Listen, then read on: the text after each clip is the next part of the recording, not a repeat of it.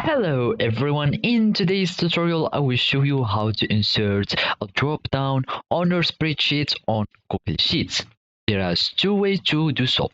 First of all, open your spreadsheet and follow the simple steps.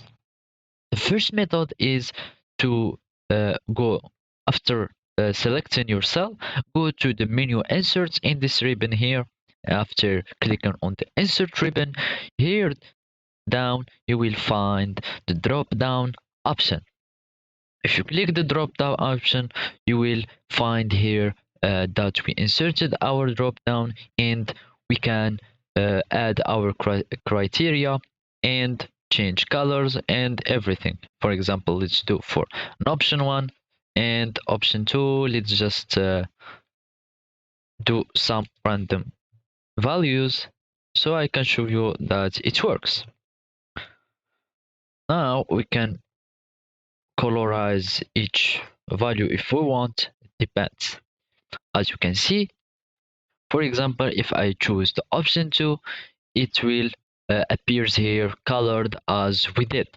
There is another method to insert a drop down is by clicking on your cell and then go to data here in this ribbon.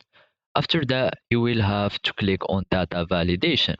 After clicking on data validation, here as you can see, because we don't have any range of data, or we don't have any informations, so it won't be inserted automatically. So we can add our rule and it will be automatically here. And of course you can choose the drop down as we did previously.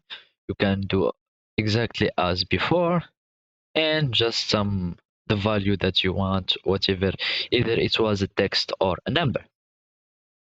You can customize it however you want, and all you have, and also you can do some other advanced option, and here you click done, and as you can see we have it here customized and inserted.